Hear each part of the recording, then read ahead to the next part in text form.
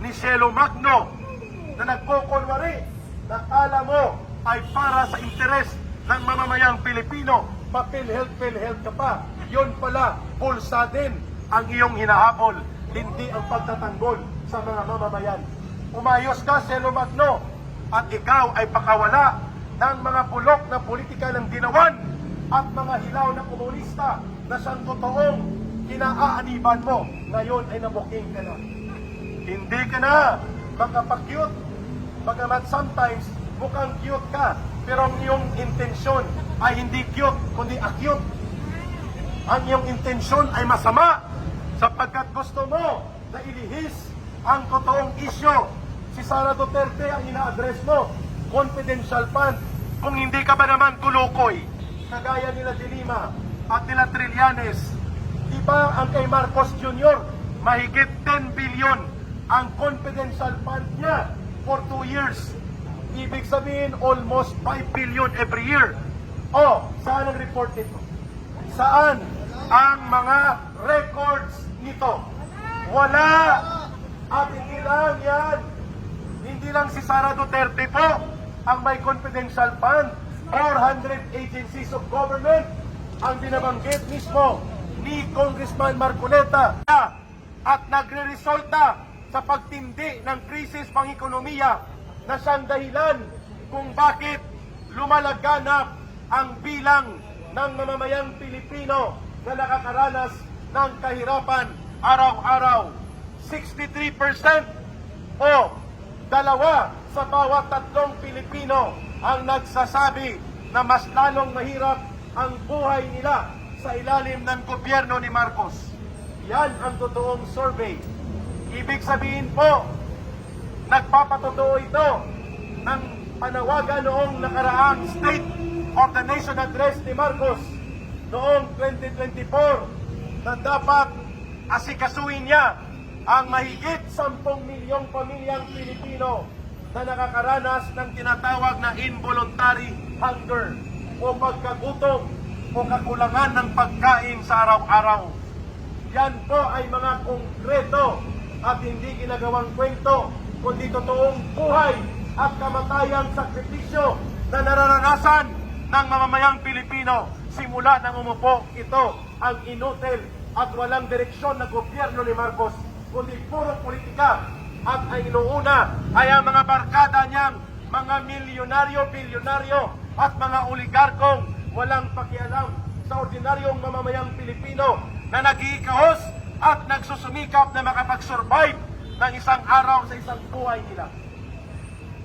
Malinaw po na ang problema ng bansa ay hindi si Rodrigo Duterte o si Sara Duterte because they are not running the government.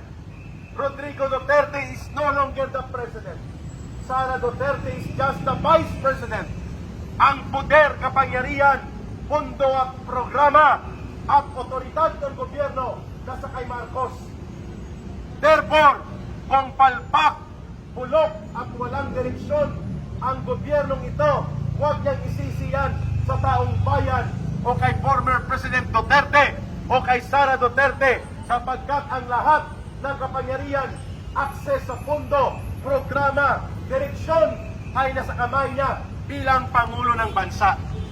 Kung hindi niya kayang tugunan ang mga totoo na mga isyo ng kagipitan at kahirapan ng mamamayang Pilipino, walang dahilan na manatili pa siya sa poder sapagkat ang obligasyon ng Pangulo ng Bansa, pamunuan ng tama at matuwid ang gobyerno at dalhin sa kaunlaran at kapayapaan ng buong bansa.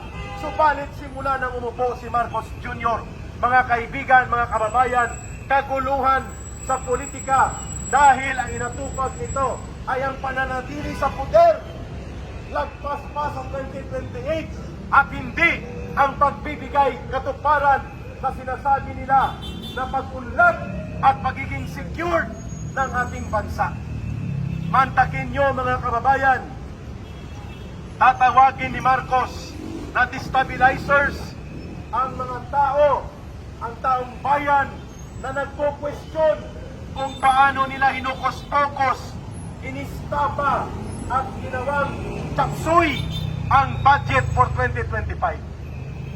Malinaw po na ang palusot ni Chis Escudero at ni Stella Kimbo ay hindi po tumutugma sa katotohanan at ang sinasabi nila na nagsisinungaling si Rodrigo Duterte at si Congressman Ungab sa pagbubulgar ng anomalya at kabuloktotan dito sa budget ay napatotohanan tama ang ibinulgar at ibinunyag tungkol sa ukos-pokos ng budget na ito. Una, kapag ang isang dokumento po, lalo na dokumento ng gobyerno, ay napirmahan na, hindi po draft ang tawag dyan mga kababayan, ang bicameral report na maraming blanco ay isang permadong dokumento. Therefore, kung permadong dokumento ito, hindi po ito draft ng isa lang ito sa plenaryo o sa pagpupulong ng buong kapulungan ng Kongreso. Inaprubahan nila ang final report na ito ng bicameral at dahil dyan ay nagkaroon ng budget bill na may mga blanco at walang laman ng mga pondo na nararapat ay nalalaman ng mga kasapi ng Kongreso sapagkat yan ang minamandato ng batas. Therefore, hindi makapaghugas kamay si Marcos na ang istapa, kurakot at okos-pokos na budget of 2025 from the very start alam nila na ito ay paluktot at may mga katiwalian dahil 28 items blanco, 13 pages. 13 pages, may 28 na mga blanco. Mga kababayan, ang budget po ay hindi dokumento lamang. Ito ay dugo at pawis na pera at pondo ng mamamayan na nararapat ay pinag-iingatan at hindi pwedeng ito ay gawin lamang na parang laruan na sasabihin nila ano kung may blanco. Total nang isinabmit sa gobyerno ni Marcos sa Malacanang ay wala ng mga blanco. Kalokohan ang bagay na illegal at kriminal na pangingialam sa mga blanco sa budget ay isang kriminal na pananagutan hindi lamang ng mga empleyado kundi mismo ng pamunuan ng Kongreso at Senado. At kung ito ay alam ni Marcos, therefore, dapat hindi niya ito pinirmahan upang hindi ito maging isang batas o General Appropriations Act of 2025. Ano po ang punto de vista natin dito? From the very start, illegal, hocus-pocus at pag-istapa ang budget ng 2025 sapagkat maraming mga blanco ang napatunayan na pwedeng lagyan ng mga amount ng pondo na pwedeng kurakutin at dambungin sa kaban ng bayan at ito'y dugo at pawis ng mamamayang Pilipino na nagbabayad ng buwis. Yan ang totoo sa usapin ng budget na ito.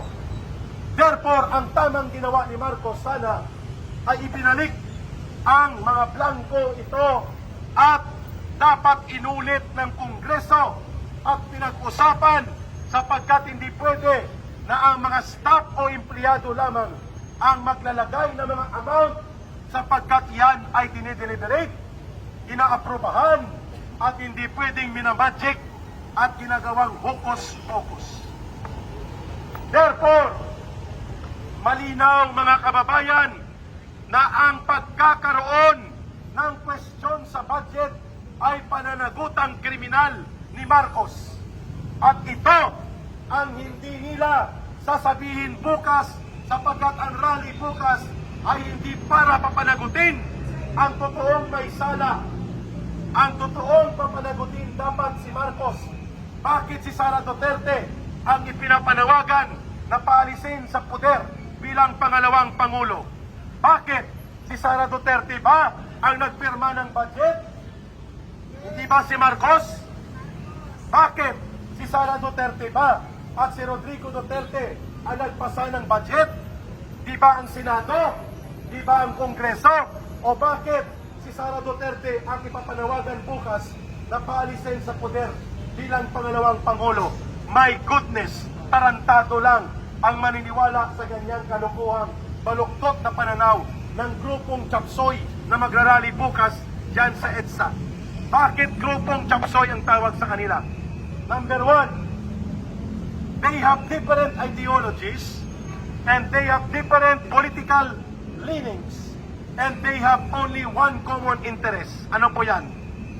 Ang mga hilaw na komunista na grupo ni Risa Hontiveros, ang mga dilawan at mga bulok na politiko, ang mga urban operatives ng komunistang grupong CPP, NPA, NDF, lahat sila, mga kababayan at mga Magdalo Group, nagsama-sama sa layunin na ilihis ang totoong isyu.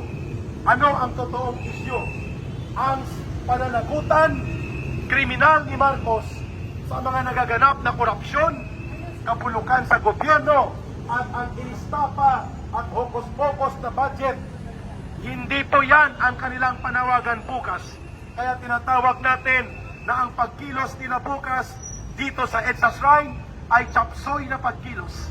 Pagkilos ng mga hilaw na komunista, pagkilos ng mga urban operatives ng teroristang grupong CPP, NPA, NDF, at pagkilos ng mga itinakwil ng mamamayang Pilipino na mga bulok na dilawan at pinklawan.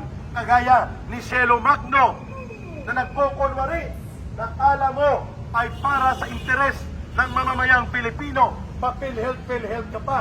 Yun pala, bulsa din ang iyong hinahabol, hindi ang pagtatanggol sa mga mamamayan. Umayos ka, Cielo Magno, at ikaw ay pakawala ng mga bulok na politika ng dinawan at mga hilaw na komunista na siyang totoong kinaaaniban mo. Ngayon ay nabuking ka na. Hindi ka na makapakyut. Bagamat sometimes mukhang cute ka, pero ang iyong intensyon ay hindi cute, kundi acute. Ang iyong intensyon ay masama sapagkat gusto mo na ilihis ang totoong isyo. Si Sara Duterte ang ina-address mo, confidential fund. Kung hindi ka ba naman kulukoy, kagaya nila De Lima at nila Trillanes, di ba ang kay Marcos Jr., mahigit 10 billion ang confidential fund niya for 2 years. Ibig sabihin, almost 5 billion every year. O, saan ang report nito? Saan ang mga records nito? Wala! At hindi lang yan. Hindi lang si Sara Duterte po ang may confidential fund. 400 agencies of government ang binabanggit mismo ni Congressman Marcoleta